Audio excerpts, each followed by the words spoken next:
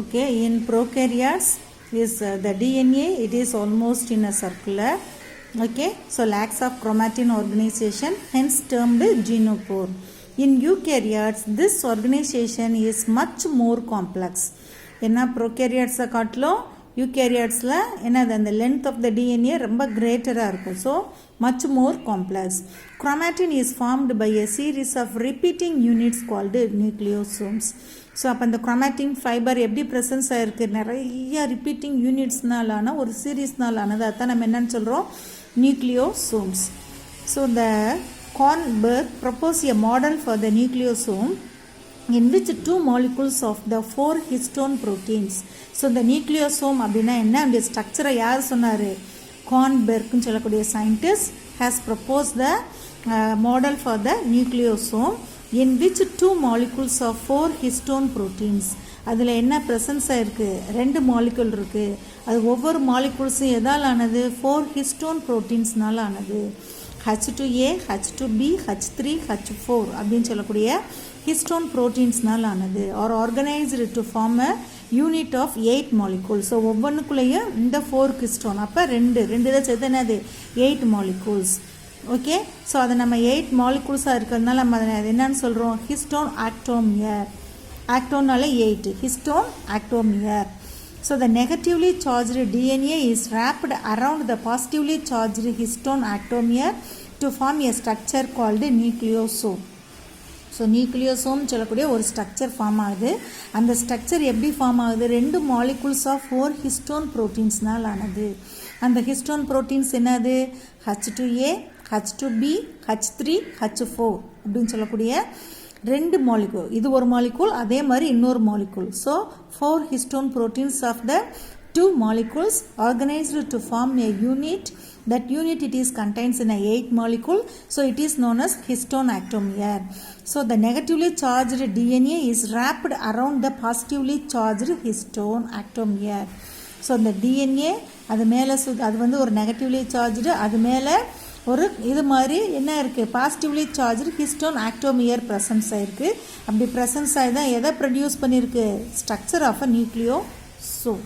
இந்த பாரு என்னது இங்கே பார்க்குறோம், என்னது 4 histone, 2 molecules of 4 histone proteins, H2A, H2B, H3 and H4 அப்படின்னு சொல்லக்கூடிய இந்த என்னது இது ஒரு மாலிகூல், இதே மாதிரி இன்னொரு molecule. So total 8 molecules of histone proteins வந்து ஃபார்ம் பண்ணியிருக்கு.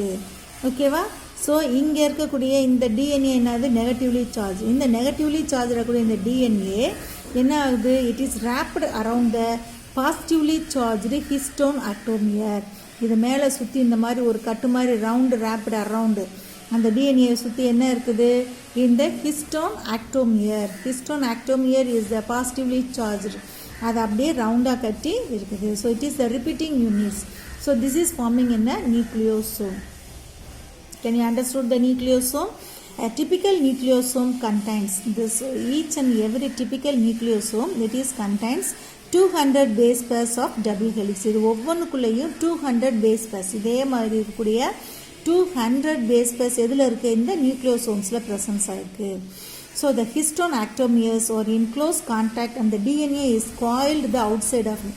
இந்த நியூக்ளியோசோம்ஸ் என்ன செய்யுது, இந்த ஆக்டோமியர் எல்லாம் சேர்ந்து பக்கத்தில் டிஎன்ஏ கூட பக்கமாக வர என்ன ஆகுது அப்படின்னு சொன்னோம்னா, it is close contact and DNA is coiled on the out side. வெளியில் பார்க்குறப்ப எப்படி இருக்குது, அப்படியே ஒரு காயில் மாதிரி.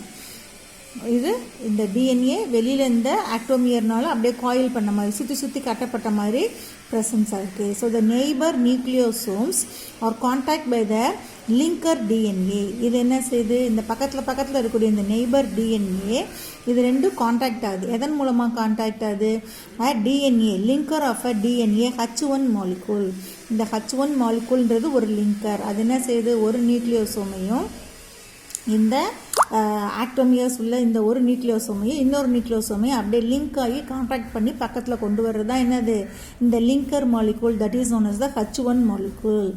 Okay, it is exposed to the enzymes. ஒரு விதமான என்சைம்ஸை கொண்டு வந்து அது அப்படியே க்ளோஸ் கான்டாக்டாக வைக்குது. The DNA makes two complex turns around the histone atomer and the two turns are sealed off by H1. இங்கே ஒரு 2 டேர்ன் அப்படியே ஃபார்ம் ஆயிடுச்சு அப்படின்னு சொன்னோம்னா அந்த 2 டேர்ன் இந்த H1 மாலிகுல் மூலமாக என்ன ஆகுது, அப்படியே கட்டப்படுது, சீல்ட் ஆஃப், அப்படியே சுற்றி சீல் பண்ணப்படுது with the help of this for what H1 molecule.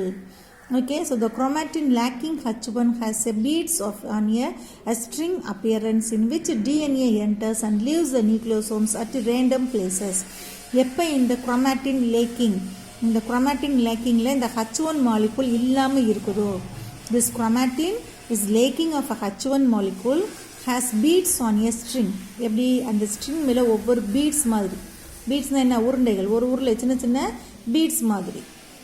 So chromatin lacking this H1 molecule, see here nucleosome, when it is sealed with the 2 octamer, it is sealed off by the H1 molecule. Okay, இந்த histone atomer ரெண்டு இது இந்த DNA சுற்றி இப்படி ரவுண்டானே இந்த histone லிங்கர்னு சொல்லக்கூடிய இந்த H1 molecule என்ன செய்யுது, அந்த 2 இதையும் சேர்ந்து வந்து கான்டாக்ட் பண்ணி வச்சுருக்கு. எப்போ இந்த histone இல்லையோ, chromatinல இந்த H1 molecule இல்லையோ, அப்போ பார்த்தோம் அப்படின்னு சொன்னோம்னா இது எப்படி இருக்குது, ஒரு பீட்ஸ் மாதிரி, ஒரு ரவுண்டில் ஒரு ஸ்ட்ரிங்கில் என்ன அது ஒரு ரிங்கில் அப்படியே பீட்ஸ் அப்படியே ஃபிக்ஸ் பண்ணி வச்ச மாதிரி எப்படி இருக்கும், ஃபுல் ஆஃப் பீட்ஸாக வந்து ப்ரெசன்ஸ் ஆகிருக்கும். This appearance in which DNA enters and leaves the nucleosome at random places. அப்போ இந்த நியூக்ளியோசோம் இங்கே இந்த டிஎன்ஏக்குள்ளே எப்படி இருக்கும், ரேண்டமாக அங்கனங்கன்னா வந்து ப்ரெசன்ஸ் ஆகிருக்கும். H1 of one nucleosome can interact with the H1 of the neighboring nucleosome, resulting in the further folding of the fibers.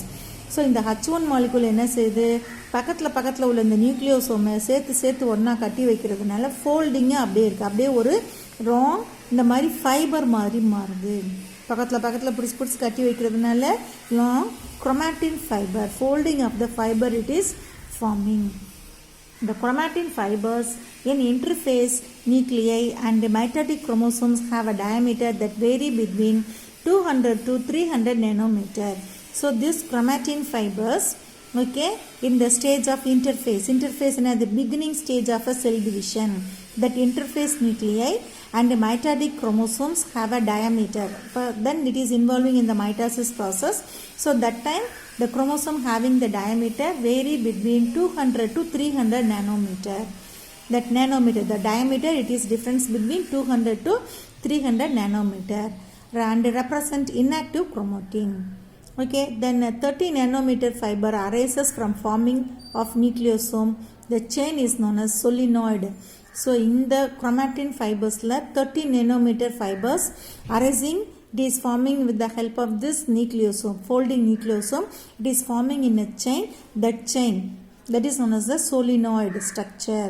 This solenoid structure having 6 nucleosome per turn. இந்த ஒவ்வொரு டர்ன்லையும் கவுண்ட் பண்ணி பாரு எத்தனை இருக்கும், 6 இருக்கும். 1 2 3 4 5 6, 1 2 3 4 5 6, ஒவ்வொரு டர்னுக்கும் 6 solenoid அப்படின்னு சொல்லி ஒவ்வொரு டர்னுக்கும் presence R.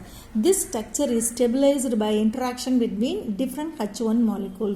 This structure is a stabilized structure with the help of the differentiation of this H1 molecules. So DNA is a solenoid and packed about 40 fold. So இந்த DNA சொல்லக்கூடிய அந்த solenoid எப்படி arrange ஆகிருக்கு நம்ம இதுக்குள்ள 40 foldings, இந்த foldings வந்து 40 foldings வந்து பேக் ஆகிருக்கு. Okay, the hierarchical nature of chromosome structure. Here they have given in the structure of a chromosomes, how it is located. This DNA structure, double helix, it is located in the form of this thread-like fibers. Okay, additional set of proteins are required for packing of chromatin at a higher level and are referred to as non-histone chromosomal protein. Okay, histone ectomer, it is involving in this folding process. Then some of additional set of proteins also it is required for the packaging of this chromatin at in a higher organism. It is present in a very longer and are referred to as non-histone chromosomal proteins. Okay, that is referred to as the non-histone chromosomal protein. It is also required for folding of a chromatin. In a typical nucleus, some regions of chromatin are loosely packed. ஒரு சில நியூக்ளியஸ்ல ஒரு சில ரீஜன்ஸ்ல இந்த chromatin எப்படி இருக்கும், loosely packed.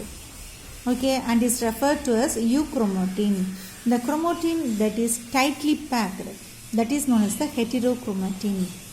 Okay, loosely packed na euchromatin, tightly packed heterochromatin.